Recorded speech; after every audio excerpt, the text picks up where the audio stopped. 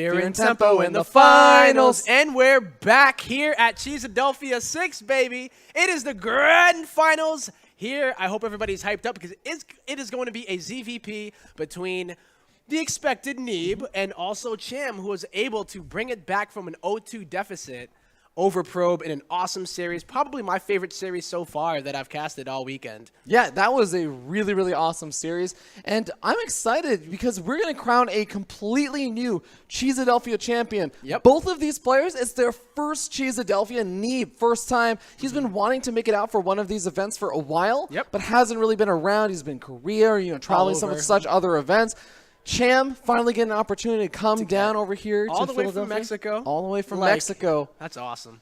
And one of these two players is going to be getting that spot for that circuit event in Washington, D.C., thanks to the Nerd Street Gamers Eastern Conference, the championship. Of course, we have this stop right here. That's in Philadelphia, our good old home for Cheesadelphia. After that's going to be going on to Chicago for another $7,500 tournament. And it all leads up into the grand finals, the championship series event in Washington, D.C. The winner of this event and the Chicago event are going to be winning travel, hotel, and entry into the Washington, D.C. finals. Yep, pretty much guaranteed to be able to participate and just not even worry about getting there, not even worry about where they're going to stay. Really, really awesome. Imagine if it was like, you get, travel and hotel, but you can't actually join. It's like, you get to spectate the event because you've already took enough of our money. But no, they're going to be able to compete in that finals, and it's really awesome because it just gives that continuity, right? Yeah. So it's a fact that they're going to be able to really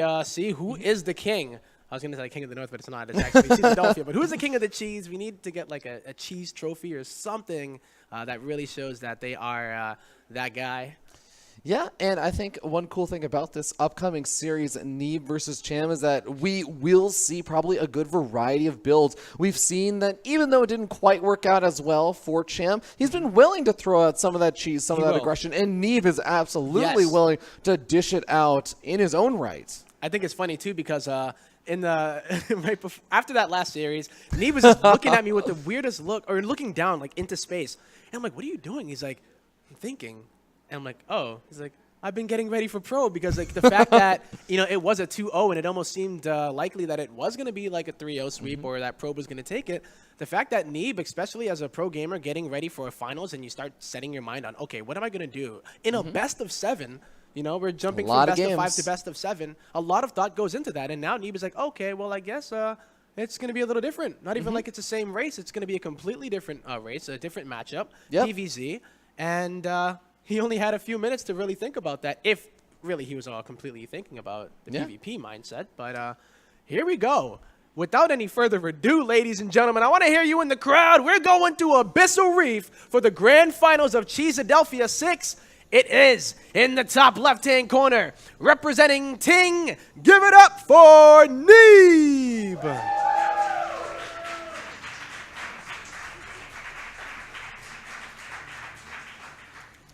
And down here in the bottom right-hand corner of the map, it's the Mexican Zerg player from OSC Elite. It's Cham.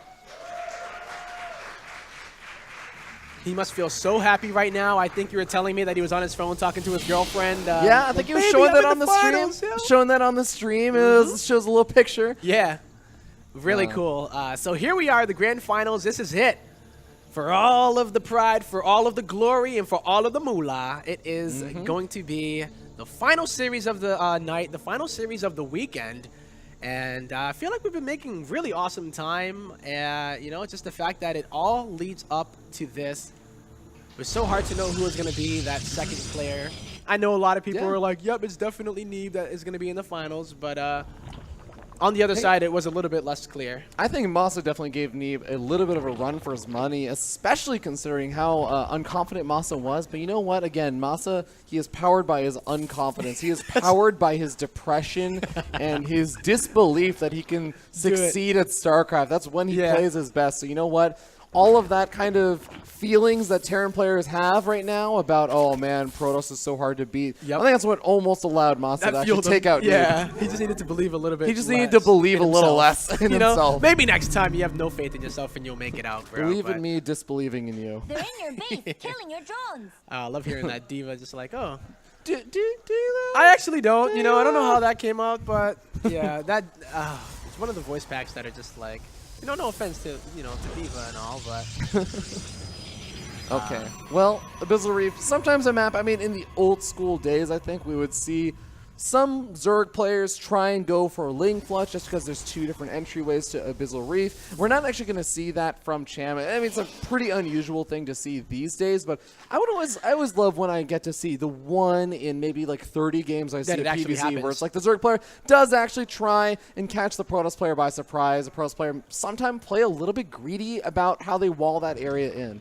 Oh, a very interesting third base here out of Cham. I mean, it's not that interesting. It's just a little bit earlier as he did go for it before that third queen. So getting it out in a very, very perfect timing, usually, around like 240. So I do like that he goes for it and doesn't even really stop any of his queen production because he gets it going almost immediately. So Yeah. nothing to deter him from his at least early game plan. And once again, we're going to be seeing a Stargate opener out of the Protoss, which is Neeb. And we'll see how he decides to handle it because I feel like that was Probe's go-to almost. It was every game, Yeah, basically. I think that's most Protoss players go to these days. Yeah, it seems to especially be. like you have all the European Protoss players. They just always love going for that Stargate opening. They mix it up with whether it's going to be Oracle Phoenix, Oracle Oracle Phoenix, Phoenix Oracle Oracle. I mean, you Yeah. can think of every single kind of Combination. different combination that ends up involving getting at least 1 Oracle and maybe a Phoenix. Yeah, Phoenixes are usually just there to clear out the Overlords, but every once in a while we'll end up getting a lot of Phoenixes, and then that's where we see a lot of the Overlord cleaning up, as well as that annoyance with the picking up of the drones, of course. So here we go into what looks to be that Oracle. So it is about to complete. And we'll see what the follow-up is. Tends to be the time where the Protoss will get the third base as well. Whoa. But wow. Those Lings actually getting into a nice position, and the fact that it may not seem like a big deal because it's like, oh, you know, the Lings, they're going to get picked off by the Oracle. They're not going to get any damage done, but the Oracle's sitting back at home now and wastes all of its energy. All of it. 100% of its energy, it looks like. Trying to go after the Lings, they're not even going to be able to actually kill them off, so Cham doing a nice job of the control on them. He may end up losing them now, but he's forced some probes off of mining. The Oracle can't actually do any harassment. He's making more Lings But at least on the the back Adepts, of this. yeah, the Adepts were able Oh to my get God. into the natural as well as the main, getting 7 workers during all of that. So they probably got more damage done than the Oracle would have even dreamed to get in this day and age. Man, So- actually, that is a really big deal. The fact that we ended up seeing 7 drones go down. No wonder Cham is actually still behind in workers. I was wondering, oh man, did he actually make that many Lings? Did he Totally really forgot. sacrifice that many drones to make those Lings? I was like, actually, no, sacrificing drones to the Adepts. Yeah, and that really hurts, right? Because you usually think that you did a good thing there. The fact that he was able to use all of the energy of the Oracle, and then the fact that the Phoenix was the next one meant that, the Oracle was pretty much useless at that point in time. But Adepts were able to pick up the slack, and that's units of Neeb basically working overtime. He's like, sorry, the Oracles couldn't do it. I really need you to do this favor for me, Adepts. And they're like, yo, boss, you're the boss. All right, Twilight Council finishing on up over here for Neeb. We'll see what he decides to research. He's getting up an Immortal. The Oracle's actually, finding some really nice damage here. They're going to be able to snag another one of the Queens that are very far away from one of those Spore Crawlers. And now that mineral line looking a little bit more barren. There's still the Spore Crawler there, but with some good micro. Well, he's going to have to back up now that the Oracle's low on head points and the second Queen, or the third Queen, I should say, makes its way over. But still, good damage for Neeb. Yeah, 2 Queens died. 10 drones have already died in total as well. And then the Phoenix was able to clean up a few of the Overlords on the map. Might even be able to get a third one, but doesn't seem to be the case as now Cham has no vision on the map. Neeb is able to take his third base, and he's going into a very fast Templar archives. And I think he already has a Robo, so we might even see a bit of some Archon drops, but I'm not sure if that's Neeb's style. Does he still like to do that? I mean, there's some Protoss players who will like to do that, but I think that this sort of setup, he's getting up a lot of the Immortals, and gotta be a little bit careful here. The Immortals and the Adepts actually getting surrounded from every single angle, and Cham finding some really, really good trades over here, finally catching a little bit of a break. The Adepts starting to shade on back further so they can go back to the safety of that shield battery, but after losing almost all of the Adepts and the Immortal, that is a really rough loss for Neeb. Definitely sets them back in terms of army supply, so Cham can maybe play a little bit greedier and drone up a bit further than he normally would have. Right. That was a really nice attack there. I was wondering, The shield battery positioning, I guess he was mainly trying to help his probes out a bit more than the actual army. So the fact that he jumped onto the army is great for him because you have lings on the map, and yeah, it's nice to be able to run around the map and see things that are around, maybe the pylons that might be stray, but getting any type of... Oh. We actually have the Roach Burrow coming out alongside Roach Speed and everything, but it's also going to be, I believe, an Infestation Pit finishing up. So I think that Cham wants to do something sort of similar to what he did versus Pro, where he goes for the really fast, maybe greatest fire. No, it's going to be Swarm Host. Sup? Okay. Well, we were talking about this, right? Like, might have to pull something out of his bag of tricks here. And even in that interview that we were doing, he even said, you know, I got a few things else that I can try, and this must be one of them because we did not see this against Probe. Okay, well, the Oracles are going to move around, and this is where those Oracles really find their value. Weird things like this end up getting scouted out. Burrow, not actually going to be discovered just yet, and the Roaches could try and make use of that kind of Burrow play. Try and use those Swarmos to poke in at the front. The main army will sit there trying to take out those Locusts, and all the Roaches can move in over to the Natural or something and try and do some nice little Burrow play. But, all right, actually, Abyssal Reef is a very nice map for the Swarmos, because if you get to that side, to the right-hand side of the Natural, Swarmos can unleash their wave of Locusts over there and float straight over the Natural, do a ton of damage, but the Phoenix is going to scout this out first. Wow, Neeb just making sure that he has the map covered. Keeps the Phoenix over there, and it still has full energy, so, you know, that could come into play later on. But Cham is doing what he does best, trying to do some multi-pronged aggression. Swarm hosts are going to be able to unleash their Locust on that Natural, but the Roaches are trying to get any kind of damage. The Lings are inside of the mineral line, though. And, oh my. Okay, looks like the Oracle's going to try and use as much of their energy as possible to take out those Locusts, reduce the damage being taken. 9 workers go down, but Neeb is still sitting at 69 workers, now going up to 70. Cleans up the Roaches, cleans up the Lings, and the Swarmo is going to be on cooldown for at least a little bit longer. If those Oracles get a little bit more energy, they can throw down the Revelation on those Swarmos. Keep an eye on them for later. Yeah. Cham is still up in supply, but he did lose a lot of his Roaches on that other attack on the left side. So the fact that he wasn't able to keep those alive, maybe he wanted to get rid of them in order to get into his next phase of tech. But I don't think they were able to really get that much value. Aside from the Nexus. Oh, I think it is going to go down here. There's really nothing here to stop these Locusts, and Nexus goes down. Cham getting some really good value with the Locust, but remember, every time you use those Locusts, they're pretty useless for the next minute. Yeah. All right, and Neeb is already pushing it across the map. There's some decent creep spread. This is and good. This Roach counterattack is just not being reacted to. Finally, there's a warp in, and there's some Zealots chasing after these Roaches going over to the 4th base. But Neeb, who started to move across the map, is actually starting to pull back over to his side of the map, and has lost so much time and so many workers. And this is all buying time again for the Broodlords. Yeah, if he's able to get the Broodlords out, there's really no answer. This isn't even like a Blink Stalker Colossus style or anything really that can shoot up. The only anti-air are the Archons, but this is a good use. I don't think he used all of them. If he used all the Locusts there, this could be a bit of a problem, but... Yeah, I think he did actually end up using almost every single one, if not all of them. Yeah, he did. But he maybe has a little bit more time as Neeb is going to be moving on the creep, and we have some Ling counterattacks on the other side of the map. Even though it's not actually doing a whole lot, it is keeping those 2 Immortals at home. Sacrifices 1 Swarmos to keep the rest of them alive. Neeb pulling back and trying to regroup. He gets up the Stargates and the Fleet Beacon, anticipating, yeah, you went for the Infestation Pit. Yeah. I know what you're thinking. I watched that series versus Probe. Even adding the 2 Stargates, right? So he's thinking ahead, like, what am I weak against right now? And the answer is Broodlord. And he has a lot of gas in the bank, too. Or did. I think he made a bunch of Archons, perhaps. But this is an attack that Cham is going to have to defend with Broodlord Hydra. I do think this is an ideal composition here. Storm is done, I think. So, yeah, the Templar are able to Storm. They nearly have full energy, too. All right. Neeb still has to buy a little bit of time between when he actually gets up that first round of Tempest and when he's... well, actually finding the Swarmos is a really nice victory. Using a lot of the Storms to zone out the Hydras, to soften up those Swarm hosts. Even taking 1 or 2 of them out, but might end up losing all these Templars to the Broodlings. Oh, storming the Broodlings, but that's... okay, they do actually have an auto attack. I know, that's actually going to help. Finally helping out for once. So one thing to note here is that Cham is just now putting down Evo Chambers, which means that he Zero has upgrades. 0 upgrades, exactly. And, you know, Neeb isn't that ahead enough. I think he was only on +1. So, I mean, Yeah.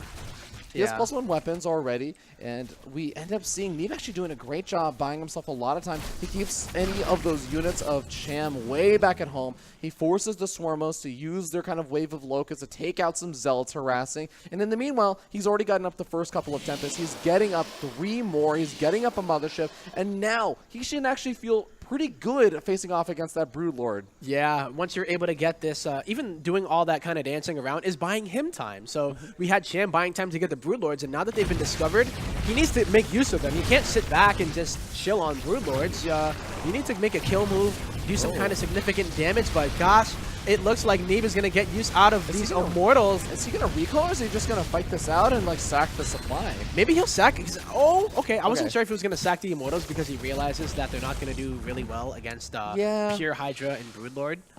I think the Immortals are still nice to have a few of on the ground, just because they're a nice little frontline buffer. They actually don't die super quickly to the Broodlings as long as they don't just sort of derp in there. You have something attacking their stuff. And, of course, they also buffer a little bit for the Hydras. Immortals is just kind of an all-around, I think, solid ground unit. Yeah. But, yeah, you definitely do want to make sure you have a lot of supply for those carriers, for the supply for the High Templars, etc. So there are bigger units to have. Wow, Neeb has bought enough time to get a pretty scary amount of Tempest. I believe he should be able to one-shot Broodlords here. He doesn't have +1 attack on the air, but the carriers are out. I don't even know if he has Graviton. What is it? Graviton Catapult for the carriers. Well, the Tempests are starting to focus fire down some of these Broodlords now, but the Hydras are getting close enough to start taking out those Tempests. Yep, doesn't have enough to one-shot the Broodlords, but he's getting them awfully low with each volley. But the Broodlords are moving on in. Where's the Overseer tempo? Oh, he doesn't have any detection. Oh my god, the gosh. Mothership saving Neeb's bacon. There they come. Here come the Overseers. Those Storms are here, though, and they obliterate that Hydra count. Now there's nothing to protect those Broodlords. Yep, and there's not even that many that remain in the sky. Cham gonna be losing a lot, but so does Neeb. Remember, he did lose quite a bit there. And also the Mothership. Yeah. And now the Locust to clean everything up. Oh man, the Tempests are going to deal out the slowest bit of damage possible to start to clean up some of these units. The Corruptor's actually coming in now, and with those, he may be... Oh no, he's going after the carriers. He's not actually focus firing down any of the Tempests or the carriers. Yeah. Now he's doing it. All right, well, is it going to be enough? Do the carriers have enough interceptors right now? I don't know. They don't have any upgrades, so I mean, it's just going to be small amount of carriers that don't even have upgrades against Corruptors. If he starts targeting down and even getting the Hydras up here, he might be able to break this. Oh man, I think the Swarmos should have another wave of Locusts soon, also to help out versus those Archons and the Stalkers, but no, the Hydras are going to get cleaned up. Neeb manages to hold on, and Cham, wow, what a hold. finally pushed back. Holy moly, that was really intense, Fear Dragon. That was such a close fight there, but Cham gets forced back. He does have upgrades, finally. You mentioned those Evo Chambers from earlier on, and he's finally been able to get up some of those upgrades. He's also getting up, I think, the +2 air weapons upgrade as he finishes up, and that's going to be helpful for those Broodlords and even for the Corruptors as well. But Swarmos coming on in, finding some extra damage here. I can't believe they're still alive. Yeah, getting some really awesome value from these Swarm hosts. And he might even get the Nexus again. No, he's going to take the shields off it and I think just a little bit of damage. Oh my god, Swarmos I are don't so know. good. Why did people stop making them? You know? You just got to use them in the right way and not overmake them, I guess. But yeah, he's definitely... They've paid for themselves by now. Oh, absolutely. Now, if he just gets extra little value out of them, it's just kind of a nice to have. But like you said, Graviton Catapult, going to be coming out. The carrier count's starting to build up. Neeb, he lost a few of those high-tech air units earlier on, a lot of the Tempest and maybe 1 or 2 carriers, but he kept 2 of them alive and is now built up to 4. He's getting up a 5th one. Once you get up to 6 carriers, that's where I think the Protoss army really starts becoming difficult to deal with. Yeah, the longer this goes on, this is going to be really tough for Cham. I guess he's going to try to deal with it with Hydras and Vipers, but you have the High Templar there to protect the carriers, and even a few Immortals, like you said. Oh, really sick snipe. But you were talking about it, just having Immortals on the ground. They just add DPS, something for everything else on the ground to be killing instead of the carriers.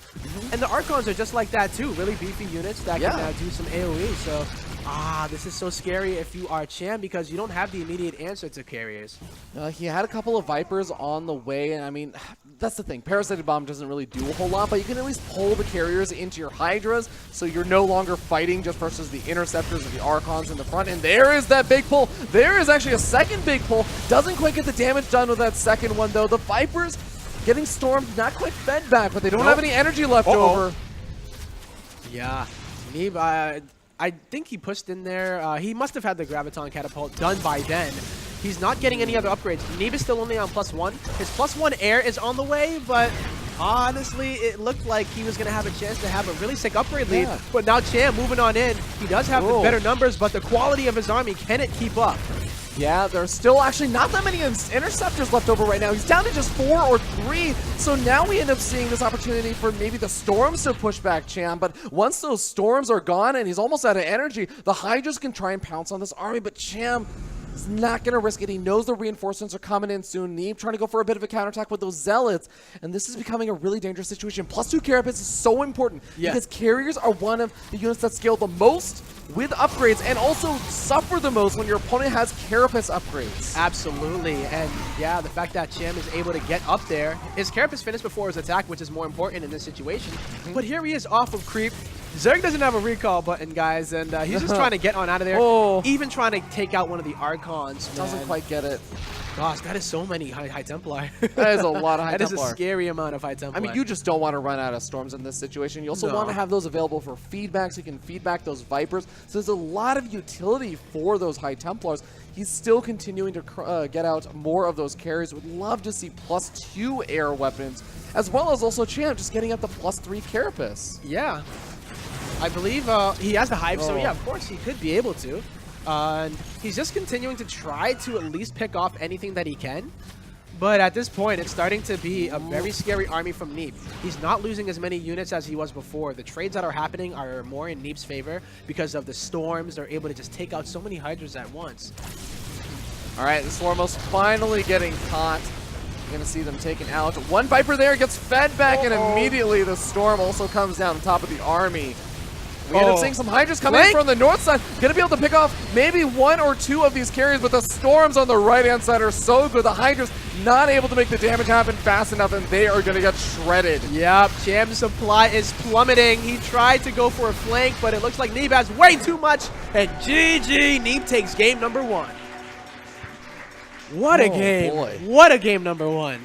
And anyone that was touting that Cham would be able to put up a damn good fight, that is definitely there to silence them. There. Neeb takes game number 1, but Cham makes it look so close for at least 10 minutes there, back and forth. The Swarm Host play was so good. He got the greatest value out of it. Neeb didn't see it coming, right? But he dealt with it, and it shows how versatile of a player that Neeb is even. Yeah. Where he's like, oh gosh, okay, this is different, you know? Yeah. And he adapted to the situation. Didn't really focus a lot on like Zealot run-bys and whatnot. It was more about using his time and managing it in a way that he could transfer out his army in order to get a better composition overall. It wasn't the Zealot run-by, it was the Immortal The Archon Immortal Archon run-by. yeah. Stepping up his game in many ways, more ways than one. So, yeah, that's a really, really cool way to do it. And you have to be so careful when you do that because if you do lose too many units too quickly, then you do leave yourself susceptible to a counterattack where you just straight up lose the game. There was even a point with the carriers when they didn't have their interceptors ready and just holding on by the skin of his teeth, Neeb at that 4th, keeping it alive. That was such a close fight, but... All right, ladies and gentlemen, we get ready to hop onto game number 2. It's going to be on Catalyst. Remember, this is a best of 7. And also remember, there is that Matcherino page, last chances to go ahead and contribute. Use that promo code CHEESE6 as we go into game number 2. All right. In the top left-hand corner of Catalyst, after such a crazy game, he is the North American hero. Give it up for Neeb.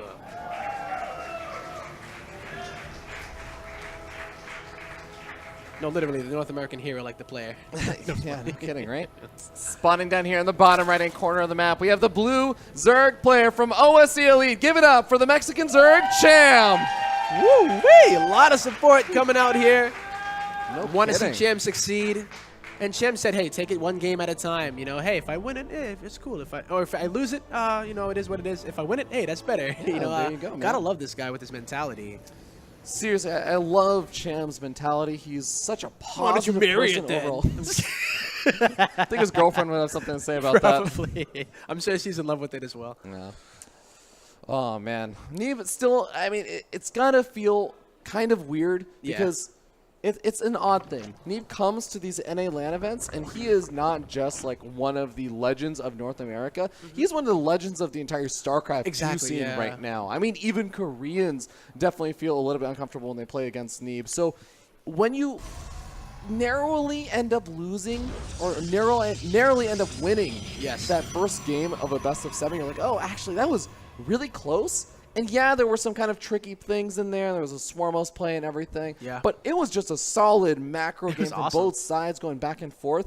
That's definitely got to be like, okay, you know, I really have got to take this kind of pretty seriously. Yeah, Neeb definitely gonna have to. The fact that it went that way, I love it. I'm really glad that we were able to start it off like that. Gives Cham a bit of confidence, I would say, too, going into it. He's like, okay, we can do this. We can definitely do this. And here we are on Catalyst, where that west distance is a little bit closer, but where does he go from here? Does he try something? He said that he had a couple things left under his sleeve. Does he even try Swarmos again? Because I feel like he did a pretty decent job with it. It wasn't like, uh-oh, if it gets scouted this time, then I'm dead. Yeah, it's kind of weird. I haven't actually seen too much of the Swarmos play on Catalyst specifically. Yeah, I think it's better on Abyssal. I've seen it on Abyssal Reef, and I remember it was on some of the older maps. I think like it was like Dust Towers or something. You'd see. Maybe it wasn't actually that far back. But in the last season's map pool, I remember there were some nice maps for it. But I don't actually know how I feel about it on Catalyst, just because I think it's harder to find the opportunities. Maybe down below the main base, you can find some nice opportunities, go after production. Yeah. But it's a little bit harder, for example, jump on a Nexus. You can't really, and there's a lot of base space in this map. And the thing is, I think if you get in with a Swarmos on a mineral line, then you have like the opportunity for small bits of damage. You can get some damage on by killing off some workers because they die quickly, but if you jump in on production, it's very all or nothing. You get something really big, or you get kind of not a whole lot of anything at all. If you get a little bit of health on it and it survives with a little HP, then you have to come around the next minute, wait a whole 60 seconds in order for that to happen. So, yeah, we're going to start it off here with another Stargate opener from Neeb. Cham going to be hoping that he doesn't lose 7 workers to Adepts this time because, yeah, that's definitely not the way you want to start the game. And the fact that he was able to make it that close despite that opening, it does speak volumes about his skill. So let's see if he can bring it here. 2 Adepts are actually going to go to the 3rd this time, so looking like, he's not going to take any damage from them. Whoa! It might end up losing. He'll lose both of the Adepts, but does actually kill off quite a few Lings in the process. And Hatchery, it's always fun when the Hatchery loses a little bit of health. Oh, it kills off a drone, kills off some larva. Why did you burn? You know? All right. Cradle to the grave, that poor guy. You got Oracle, Phoenix, Oracle coming out from Neeb. So he's going to go for the 2nd Oracle. Always nice to get the extra Revelation energy, as well as, of course, going after those workers. You can one-shot them with the 2 Oracles. So yeah, we saw his micro with it, too, just picking away at those workers over time. So, yeah, it's definitely something that has evolved, I would say. A lot of people used to get the Oracle, I'm saying like way back, and it was like, yo, we got to get as many workers as possible. But now it's usually about just getting out, wait for the 2nd Oracle, and then pick them off a little at a time. So, and just keep it alive. Keeping it alive is so much more valuable than killing off a few early workers, but trading it out for that early investment. For sure. So a very, very similar opener out of Neeb. As he goes into that 3rd base, he's going to transition into Robo. And as we were just talking about getting 2 workers, get on out. He even turns off the Pulsar Beam when he knows that he's done with the aggression. Ooh. Wow. Kills off another 2 of the Adepts. And is getting Evolution Chamber. He's getting up the drop upgrade for the Overlord. So this is going to potentially catch Neeb really off guard. A lot of roaches being made at the same time. Okay, the drop is for the Queens. This is actually going to be heavy, heavy aggression coming out from Cham. This is awesome. He's going to just try to hit with a Queen Roach timing. 3 Oracles. Wait a second. 3 Oracles is a little bit odd. Okay, well, he is going to be able to kill off a lot of workers here. He also sees the roaches. Has Neeb spotted out enough to identify that he's about to be all in, though? He didn't really see the saturation at the 3rd, but he did. I mean, if Cham wasn't all in before, he's definitely all in now. Oh, yeah. He's on 28 workers. And here come the Queens at the front. The roaches are going to try to come up this ramp, but now that the sentries are on the front line, he can force field at will. So here we go. Cham using the Queens on the high ground. The Ravagers can break the force field with the Corrosive Bile, though. And they do exactly that. Now, Neeb is building his own shield batteries, but hey, the Queens are here for their own reason. They are the shield batteries for Zerg, Yes. transfusing and healing up some of these weakened roaches, but so far, the Queens are all loaded up inside of the meta, or the Overlord right now, and not actually getting any transfuses off. He's going to lose another one of these Ravagers. Only 2 remain. A lot of these roaches are getting picked off as well, and Neeb is starting to clean up. He is holding. The shield batteries have been expended, but it looks like they've done their job. The Queens are nearly the last thing that remain. It's only 2 Ravagers, and they're starting to get picked off. One last panic, Corrosive Vial just shoots it on out. The probes are transferring during it, and Neeb takes a very quick game number 2. God. The probes transferring into that third, It's just almost like, as a signal when you like, say- all right, yeah. look, man, this is over. I'm going to get back to my economy right now. I got things to do, man. Like, come on. Gosh. Oh, absolutely savage. And Neeb just holding on so strong.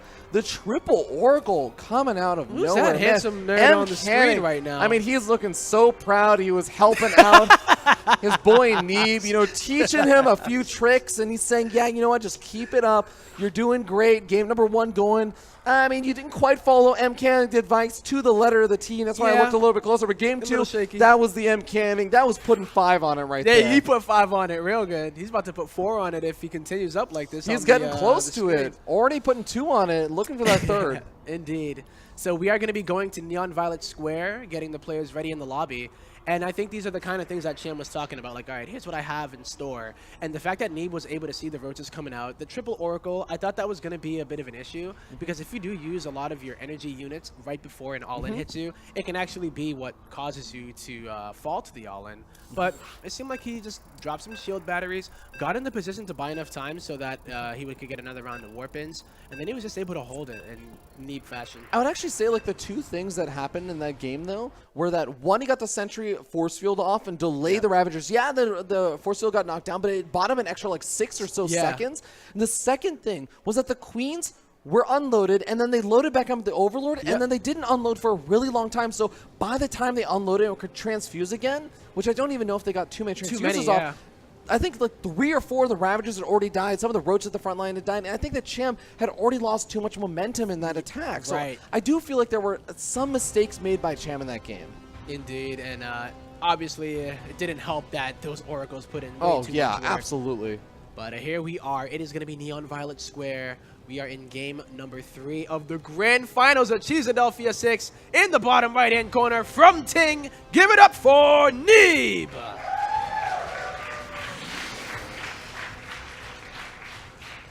And his opponent spawning up here on the top left-hand corner of the map, staying positive. It's a Blue Zerg player from OC Elite. It's Cham! Very live crowd tonight. Cheering it on. You said it earlier, Fair Dragon. This is going to be a new champion from... sorry, that was not a pun. That you did that one earlier. But it's going to be a new... Yeah. It's going to be a new champion at Philadelphia, no matter who wins this series. So that's always cool. Absolutely. The fact that neither of these players have been here and they're in the finals getting ready to potentially, take that W home. They're looking for it right now, and of course Neeb can smell that money. He's just going for the esports earnings, 300,000. Oh man, you can feel it so close. But okay, still got to make his way over in the good old Cham Zerg. And Cham, he's gonna try and stay optimistic. Neon Violet Square can be a sort of interesting map in a lot of ways for PvZ. You got, of course, that tucked away. It's not, again, it's like not an in-base expansion, but it almost feels at like home. It's that sort of tucked away, safe expansion that you can grab later on, maybe as a 4th base. Yeah. And I think sometimes I've seen some Zerg players take that and they're kind of Sometimes, okay with it. I always wonder, like, what the mentality of it is. It's just like, okay, I have a specific all-in that relies on this many amount of drones. And I don't want them to see the saturation of the third, so I'll take this one. Yeah, it's a little bit tougher for Zerg sometimes because creep spread is a factor of where you take your third base. Yeah. That's why you see some Zergs take forward third bases on maps where you otherwise would take a farther back one. Yeah. So, very important thing to note here. Probe being annoying. Ooh, gonna be able to plant down that pylon. Oh, that's so Delay annoying. that third for a little bit, but there are a few more lings out, so it's, I mean, this is really annoying and really bad. Wait! Neeb just GG'd. Did he cancel his Nexus? No way. Oh my god, he canceled his Nexus. Oh no! Oh my god. Ladies and gentlemen, Neeb just pulled an Idra. Neeb just pulled an Idra and canceled his expansion on accident and immediately tapped out. Wow. I was so shocked there. That's a tempo move. You know as well. what's great is that Neeb is manner enough that he types into the chat and lets Cham know why he tapped out there. I would have loved if he would just tapped out and was like, I need to give you at least one win today. If he could have covered it up. Just covered it up. Because Cham would have had no idea That would what have been happened. the ultimate. He would have been like, you were pylon blocking me. Yeah. Yeah. Neeb, by the way, for those who were wondering, probably trying to cancel the pylon. He said that yeah. it was at the third, right before it was about to get picked off, but he cancels his Nexus instead. Oh, that hurts, man.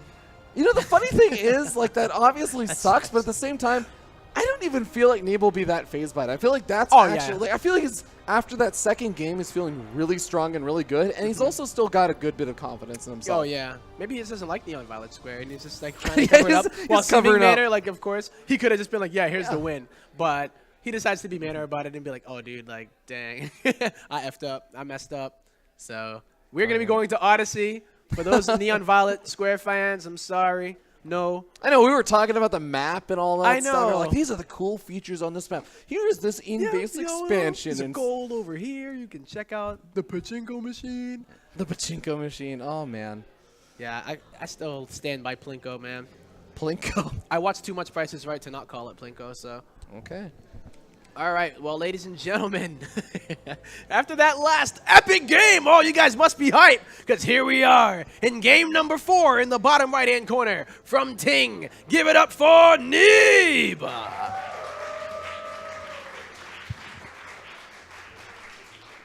And up here in the top left-hand corner of the map, the Blue Zerg player just took his first game Whoa! of the series. Give it up for Cham. And I mean, since he took the fastest game of the series, doesn't that really put him ahead in a way, It's Tempo? got to rattle Neeb, you know. He must be feeling it right now. The nerves are getting to this guy. Ah. Okay. And, wow. So, yeah, it is going to be a map that I guess we've seen a bit of it. I was talking that I didn't get to see too much of it when I was casting, but ever since I said that, I feel like the players, they were like, you know what, Tempo, we're going to pick some more Odyssey just for you. Always looking out for it, brother. Definitely one of the maps that has a lot of that open area space over by the thirds. You can get caught a lot on this map out of position as a Protoss player, and I think that's some of the things that Cham may be relying on, depending on what Neeb decides to go for. You got that Nexus going up, gonna avoid that escape key for a little bit. Please. He just pops it out. We gotta give him some flack for it because Neeb just doesn't really make mistakes. He doesn't really make often, mistakes so. like that, right? Like, when he does, you gotta like really, really stick it to him. that's basically why he did it. He's just like, wow, mistake. X. Man. It happens, right? It happens every once in a while. Yeah. He's of just course. showing us that he's actually human, and you know he is capable of errors like that. So next time you do cancel your base and you're playing online, I don't feel bad because Neeb did it too. Yeah, right? That's actually one of the most comforting things. Yeah. You go back and look at pro games, you're like, they do make mistakes Yeah. too. Okay. Not everybody is like innovation. Innovation Hey, see- fakes mistakes to try and blend in with the rest Yeah. of humanity. Neeb is actually just a little bit human. Exactly. Well, here we are though. I wonder if we're gonna be seeing another Stargate opener. Yeah, wouldn't surprise. It actually surprised me if we didn't see a Stargate opener. Yeah, it's definitely the most common opener. By a But every once in a large while we'll margin. see something weird. You know, it's Yeah. out of the ordinary for the most part, and tends to lead into like some kind of pressure or, you know, I don't know. I guess Sentry like expand. Like I haven't seen that as much really. I really wonder what prompts the 3 Oracle opening from Neeb. From Neeb. There's the thumbs up. Hey, All right, but but doing right. yeah, the 3 Oracle opening was so interesting because Tempo, I'm a jerk. I'm a Protoss player. Okay. You need 5 Oracles to kill a Spore Caller and a Queen without losing any of the Oracles. So 3 Oracles doesn't like suddenly make Doesn't- that happen. Yeah. Right? You still need 5 Oracles to do that. But Still, 3 oracles could maybe kill like a queen very easily. I mean, 2 oracles is enough to kill the queen by itself, but maybe 3 oracles is enough to just kill the spore crawler if there's no queen there. I'm not actually sure. Huh. I mean, it depends if you can do it without losing any of them, too. Yeah, that's what I mean, without losing any of them. Well, yeah, we're going to have to ask him, you know, after the tournament. He's just going to tell us, like, oh, it was a mistake. Yeah, that I actually was, too. I just decided to, yeah. So, Phoenix, had to follow it up. Very, very similar playstyle coming out of both players. Now, it's hard to know what a Zerg is going to do until they put down their tech, until they actually go up to lair, or if they put up a tech building really, really early. Like, you know, you can kind of... It's pretty predictable. Ooh. Zerg land. Finds the Adepts. That's actually a really nice find over here for Cham. The Oracle comes on in, gets scouted by the Queens immediately, takes a little bit of damage, is going to go over to the third. Snipes off some larva, going to be able to pick off a Spore Crawler, or at least force a cancel. Nice control from Cham, though. Really nice. Doesn't lose too many drones. I don't even know if he lost any. Nope, didn't lose a single drone. He did lose a larva at the third, but it was before a larva inject, so it wasn't like he lost too much there anyway. Yeah, definitely not too bad. Definitely not the most effective Oracle, but, you know, it does at least force the canceling. And also, it stops the mining from the third base. It makes Cham a little bit more hesitant to putting those drones onto that third. Okay. Just 2 Oracles this game. Just 2, right? Did also get up that Phoenix to, of course, clean up some of those Overlords. Some of these games, he's been able to get an absurd number of those Overlords. I think there was one game number 1, he got something like 6 Overlords before we ended up seeing kind of a real big interaction between the 2 players. So I'm sure Neeb would love to get more damage like that done. Cham probably going to be more diligent about pulling those Overlords back in at some point. Oh. Oracle's going into the main right now, getting a bit more damage. I love the Phoenix picking up the Queen. Oh, but, I mean, there's an Evolution Chamber and a Roach Horn coming out again. Is this going to be the same sort of build where we end up seeing Cham load up those Overlord, or those Queens and going for a big attack? This is a lot later, right? Yeah, it's a lot later, and sorry. also, though, he ended up taking the lair. So that gives him a little bit more of a end game plan or even a mid game plan. So we're seeing a deviation in Neeb's build as well, though. Look at this. He's going for resonating glaives. I don't know how many gateways he ended up adding, and if there is a War Prism out, but we have not really seen that much Adept play out of Neeb. And the fact that he's going to be going for it now could catch Cham off guard. I like Roaches against Adepts if you're able to keep a few in each of the mineral lines, but whoa! Oh, this is a really nice pickoff. Gets almost all of the Adepts. I think 1 minute just to shade its way out of there.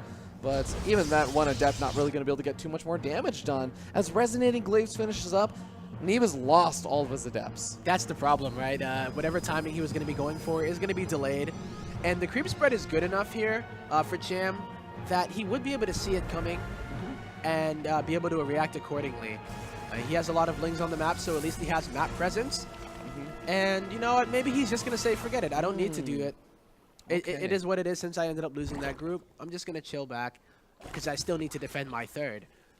Yeah, and I feel like really now Cham actually has seized some control in the sense that he's going to have that Hydra Den popping out soon. He's going to be able to flood out a bunch of Hydras, have that +1 missile attack, has a bunch of Roaches as well, again, out on the map. And he's actually making some more.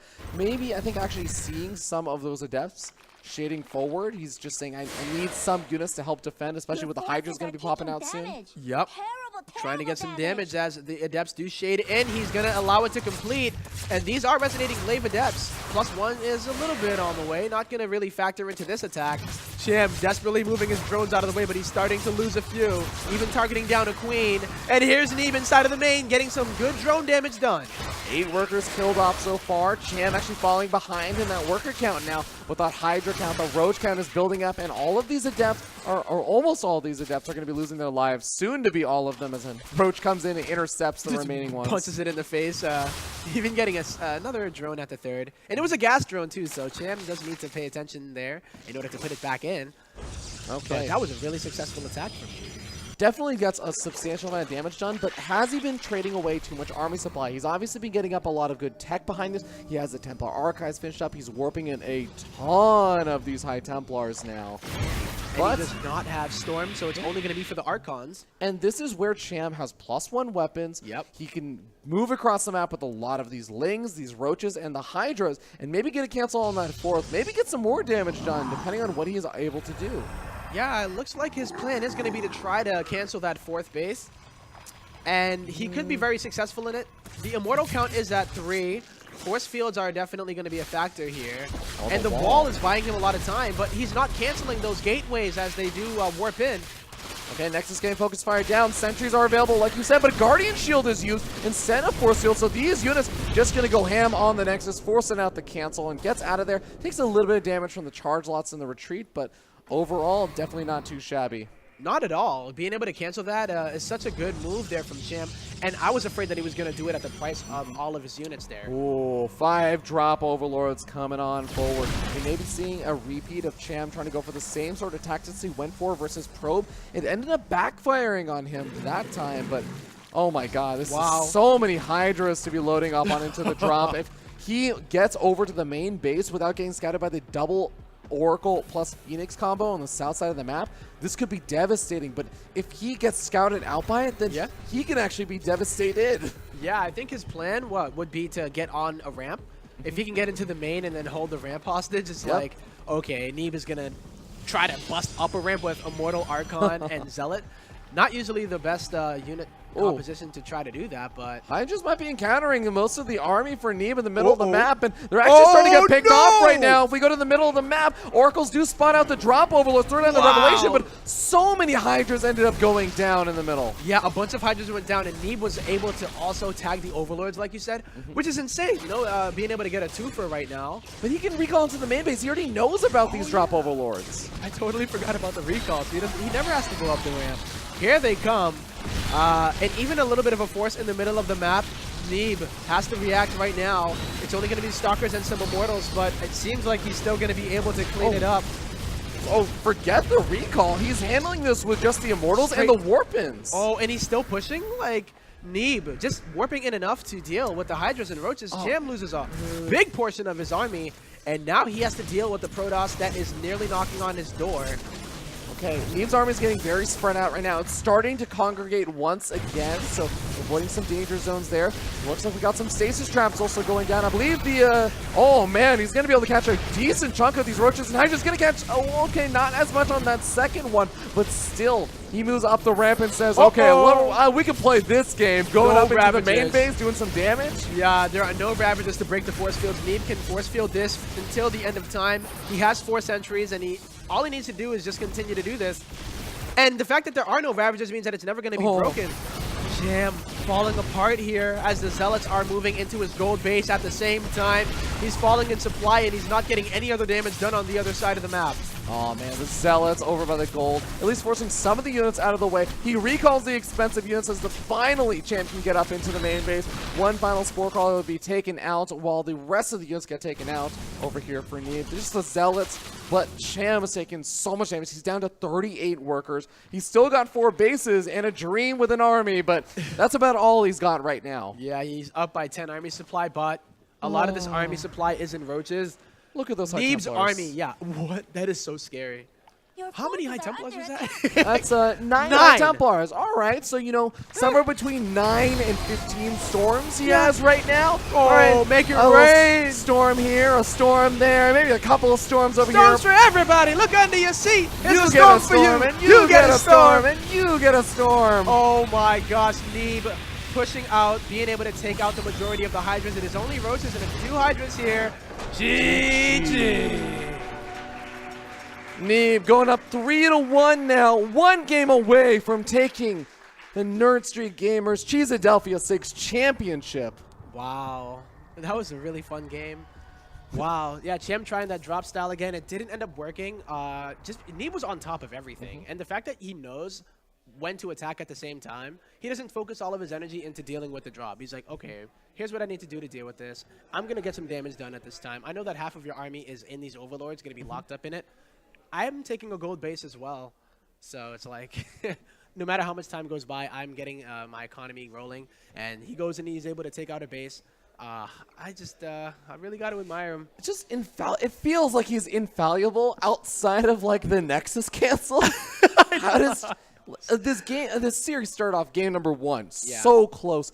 Cham looking like he's gonna be able to put the super duper intense fight versus Neeb. It's gonna be this really close series. Game number 2. Cham goes for something all-in-ish. Doesn't go so well. You know what? I understand it. He tried something. He goes down 0-2, whatever. Game 3, I think that was the game that Neeb ends up canceling his Nexus look. Okay, whatever. We skip past that one. Brilliant. Game 4, Neeb just doesn't look like he can lose. Because even when he gets into awkward or weird situations, he still just comes out ahead over and over and over again. Yep. Like the way that Neeb is playing right now makes me feel like Neeb could have bounced back from the Nexus cancel. Yeah, that's something that should not happen. But like Neeb is just constantly showcasing that he is going to be the dominant player in the series. Wow, and this could be it. Is it going to be the case? In the top left-hand corner, potentially the last match of the night, the last match of the tournament. It is Neeb!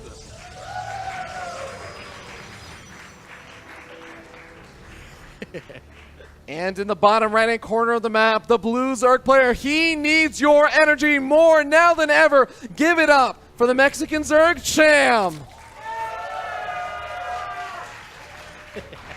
I love our production. Yeah. Adding to the cheers as well. Here we go. Ooh, Cham does not have any more games to give up at this point. This is do or die. Any chances for those big Roach Ravager all-ins or just Link Floods, the Queen drops, etc.? They are still a possibility, but you really, really have a lot of confidence that's going to work. Yeah. You can't just throw it at the wall and hope that it sticks. It's just not going to work out here when it's your last life. So, this is a game that I believe there was no Probe Scout. Nexus first? Yeah. He doesn't even get a Probe Scout. This is the most confident Nexus first that I've ever seen in my life. It was so funny. I was talking with Gemini, who is a master of all things Protoss. Yep. In every sense of the word. And he was saying, you know, the way that I see this series going is that Neeb loses a game because he gets so overconfident versus Cham, and then he loses to an all-in because he's playing so greedy. Yeah.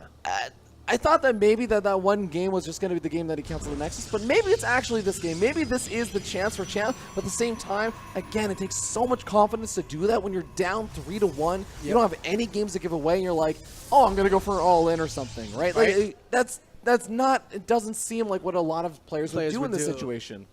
Oh my, well, Cham gonna be able to get his Overlord here just in time to see that, you have 2 gateways out there already. Could this actually be a Nexus first with the timing of this Cybernetics core? I think it's gonna be something that he realizes here, and what does he do to react to it? Is he gonna try to go for an all-in? Does he just say, okay, you got me with the early build, I can't do too much about it? Okay. Sorry, I'm like paying really close attention to Neeb's camera right now. I just realized he does the same little like thing with his mouth that Artosis does when he plays Brood War. Yeah? Yeah. He has a little... This Zerg player thinks he can take games off from me? He's muttering under his breath. Oh my god.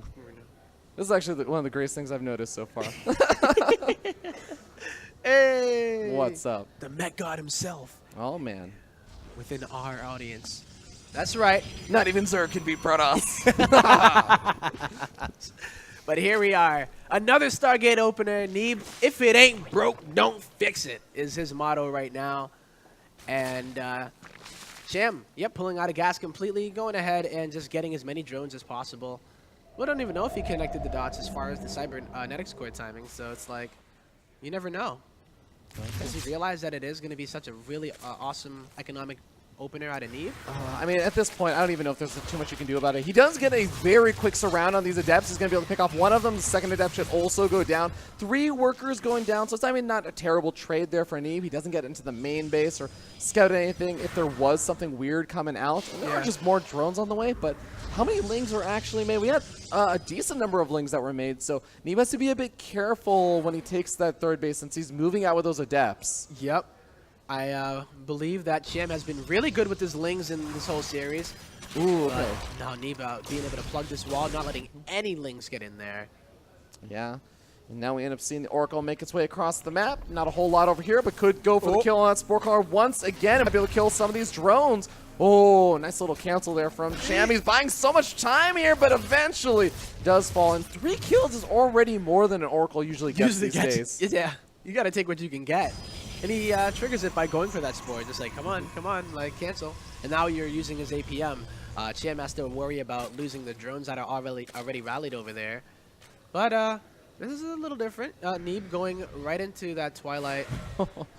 And he has all of his adepts moving on out. He might be going for a really big Resonating Glaive attack once again. So much of the last game. Now, in that previous game where he went for Resonating Glaives, he lost all of his adepts before they could really make much of an impact. But if you are really on point, you can actually keep them, at least a handful of them, alive. Yep. And just continue to bounce around between the bases. This game also, Yeah. I don't see a Roach Warren tempo. I don't see a Roach Warren. Neeb, I don't see a third coming out from him. And he didn't add any other gateways, so that's pretty interesting and a bit curious, I think. I think there is a third coming down soon. He's at least got the probe over there with a pylon. Oh, okay. There's Resonating Glaives also coming on up, so he is looking to get some damage done, and the follow-up is maybe looking to hope to get some more damage done. Evolution Chamber coming out for Cham as the Oracle's actually picking up both of the Queens, and the Adepts almost making a full wall of the bottom of that ramp. That is so sick. Picks off another Queen. The Adept shade on forward up to the main base. Doesn't even need to let that finish. Oh, this could be really bad for Cham because I think he's going to skip the Roach Warren completely and try to go right into Hydra. And Hydras alone without any buffer aren't really going to do that well against Resonating Glaive Adepts, especially in small numbers. It's the same thing with like Phoenix. Hydras in small numbers just aren't really that great. And we didn't see Cham in any of those games versus Probe or any of the games so far versus Neeb ever drop down a Bailing Nest. It just seems to be almost like a stylistic thing he doesn't want to do. But if you're up against this kind of Adept style, you... No, he's getting the +1, sorry. Yeah, he's getting +1. I think you were right. I think it is going to be the Hydra Den, but it's... Oh, God, I don't know how this is going to work. He is potentially, I think he's guaranteed to get this cancel on the third, and that is a really, really nice start. No, actually, the Adept's going to get surrounded as well. The Oracles are almost out of energy, but they are going to be able to force back these Zerglings for now. Yeah, he knows that Resonating Glaives is done now too, but is it too late? He's going to try to deal with this. The Hydra Den is not even done yet, and he's going to try to deal with Resonating Glaive Adepts with nothing but Lings and Queens. Oh, man, I saw you do this against Future with the Lings and Queens, but I don't know if it's going to be as magical this time, Cham. Oh, boy. And most of the Lings have already been picked off. Much of the Queens were lost their lives earlier, and now more are losing their lives. Neeb is going to finish the Shade, but just because he knows the drones were there, I think he even could have continued to take that fight and still been okay. More Lings on the way. He's not even making Hydras right now because he knows he won't be able to get up a critical mass. Yeah, he's never going to be able to get them out, and this seems to be the critical blow that Neeb was counting on. Going to be able to get the drones transferring back into the third base. And 17, 18 workers go down. Neeb is at the magical 69 worker count, and this is just not looking good for Cham as he's losing so many workers down to 37. Oh, Lord. This is so difficult. Neeb sitting up 3-1. This is going to be match point right here. He continues to kill more and more of the workers. The Oracles just listening around. Oh, you know, I'll make a stasis trap over here. I'll catch one drone, maybe some of the larva that's sitting around over there. He's got a robotics bay behind this. At this point, Tempo, dare I say, he can go Disruptors and still win this game. I love it. Oh my God, what an awesome timing there from Neeb. It was just before the Hydra Den was done. So, putting the pressure on, forcing out units again, and then it makes Cham want to drone up, delays a bit of his tech, and the one game that he skips out on the Roach Warren is the game that Cham decides, or rather, Neeb decides to go for a Resonating Glaive attack. Oh man, Cham's got heart. He's sticking in there. He sees the army back at home. He's going to look to go for a run, but he is going to successfully run in. Maybe this is the beginning of some sort of comeback, but he needs to not only kill workers, he needs to kill an absurd number of workers. He needs to equalize this game, and oh boy, he's not quite doing that as he gets cleaned up in the main, cleaned up in the natural. Yeah, 6 workers for all of that. He doesn't have the economy to just throw Lings around like that. And as he tries to re-drone up, Neeb goes and takes a casual 4th base. The Colossi are out. 8 gateways have been added right now, and he even adds another one. He's just going to go for the killing blow. This is it. Cham, what do you do here? Pure Hydra against the Colossus-based army that also has resonating glaives adepts with it? I mean, here's the thing, Tempo. In a lot of situations, I say this is where you go for the Hail Mary plays. A Lurker Den is actually one of the great ways. You can maybe pull a game back. You go for something crazy, hold position Lurkers or something, catch your opponent off guard when they don't quite have the detection. Because, I mean, there is one observer with the army, but maybe you get the pick off on that. Maybe you snipe off that Oracle or something.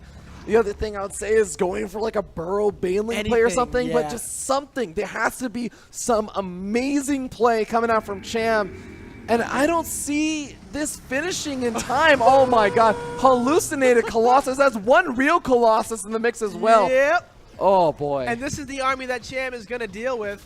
I mean, there are more hallucinated. Okay, I guess there come the Hydras, but this is a scary sight, especially if you know damn well that a lot of them are hallucinated. It's just too much already, though. One of them was not halluc. It was your loss. GG! Your champion of Cheeseadelphia 6, Neeb! A literal god, Tasteless. 4-1. The USA chant coming out from the crowd. Wow. And a North American takes the victory. He does. Cham also a North American. I was going to say Cham is a North American as well, you know. But wow, that is so solid. And I think a lot of people were expecting this. Neeb, just an unbelievably solid player. Everybody looked at that sign-up list and said Neeb is going to win this. And you know what? They were right. But Neeb did drop 2 total games during the entirety of Cheeseadelphia. Imagine if that was the only one he dropped. Like, yeah, Masa was able to sneak a legit victory over him. Masa did a really good job there, you know, and but Neeb just, oh man, I really like some of the ideas that Cham had, as well as some of the execution of them. But you know, Neeb a little bit too solid, was able to bounce back from almost every single situation that was thrown his way, or whatever he got himself into. It's just like, this guy, he's pretty sick with it. Sorry. She got me. Zombie Grub got me. Congratulations to Neeb. I believe we're going to be getting him for a winner's interview very shortly. But I want to remind you guys that these are actually your last final moments to go ahead and check out that Matcherino page. If you want to contribute, now is the time. Use that promo code CHEESE6. Takes under 30 seconds to do. You sign in with Twitch or Google Plus or whatever, the multitude of options Matcherino has available. You use that coupon code CHEESE6 and you add $1 to the prize pool courtesy of Matcherino themselves.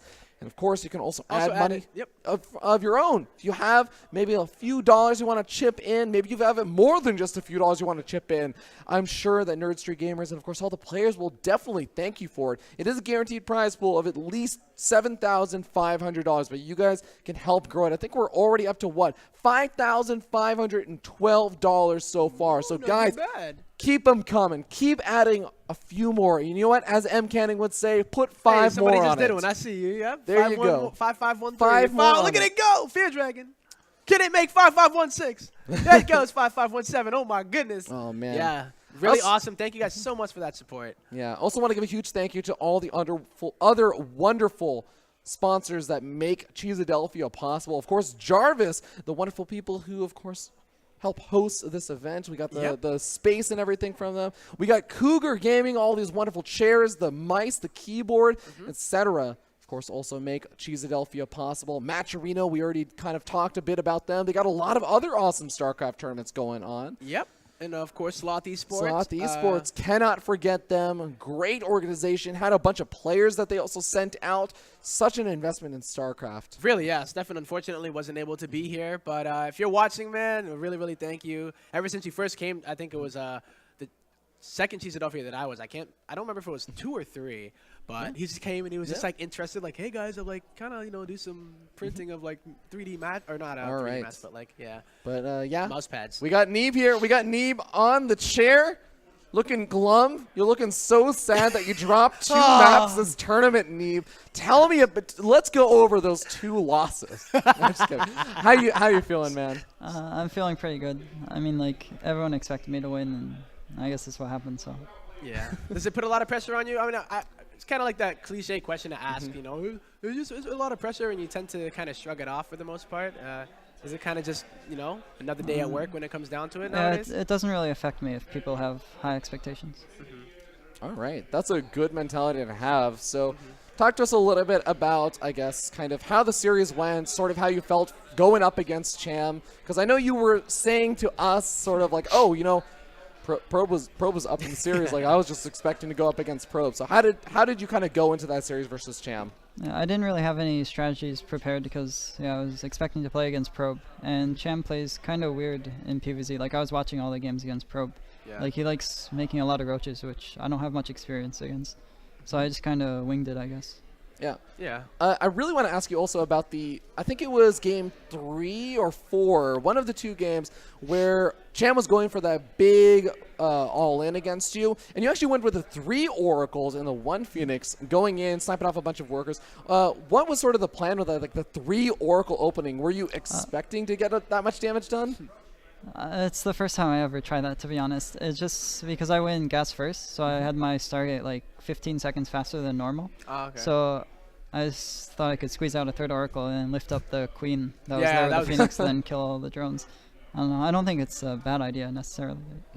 It worked out pretty well that game, though. All right, awesome. Well, this has been your first Cheesadelphia event, and I know that this has been an event that I've talked to you before about, and you're like, oh, you know, I would go if I'm in town or if I'm in the United States or something, but you never really were around. So how do you feel like the Cheesadelphia LAN experience was? How was like the kind of the atmosphere of the North American LAN? It's nice meeting all the people that I just meet sometimes, because a lot of them can't go to the WCS events because they don't qualify and they're like in Europe and stuff. So a lot of the NA guys, it's really nice to meet them again. Like I just would meet them at Austin last year or something.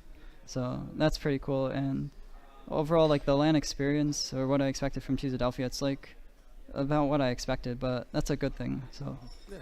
and it was a lot of fun, I think. Awesome. Well, congratulations one more time, Neeb. Do you have any other kind of final shout-outs or anything that you want to do? Not really. You don't have a like a company, team? Maybe like a maybe team? like a phone company or something you want to shout out? You can give them a call. Yeah, I guess shout out to Ting, my sponsor. Yeah. They're pretty good. Pretty good. I got your back, Jesse. I got your back.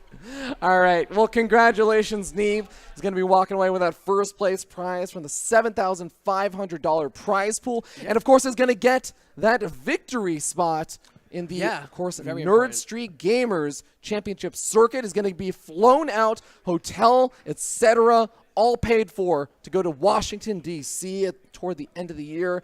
Congratulations. Nation's capital, Fear Dragon. History Nation's is going to capital. be made on that day. It's very appropriate that Neeb would eventually get All right, to the go great to the American nation's hero. capital. A great American hero, of course. I'm sure that he's going to be getting some awesome other awards as he goes over to the White House and everything. Oh, he should get at least an invite. Thank you right? for defending us. Our honor. Thank you for defending our honor. Yeah. But all right, ladies and gentlemen, that is going to be it. I want to thank you all so much for tuning in for Cheesadelphia 6. It's been an honor to bring you guys these games. It's been an honor to have all of you here. I want to give one kind of final shout out to the audience. Cheesadelphia has been so awesome throughout the event. You guys have been so loud, so passionate, and so much fun. Yeah. This North American family. I love it every single time, Tempo. Yo, man, yo. Bring it in, bro. Bring it in, bro. So much love to everybody. I'd love to also give a big thank you, of course, to Zombie Grub coming on out. Casting with her finally is always a nice thing to do, you know. So much love. Get up in here, yo. Zombie Grub, Time to- come here. Come Bring it in, in, bring it fam. Yo, fam. Get over here, man. Oh. Oh. Thank you, guys. Awkward hug. Oh. Awkward hug. Thank you to All the right. Nerd Street Gamer production crew as All well. the crew. All the crew up in here, yo. And then you get everybody laughing in the back.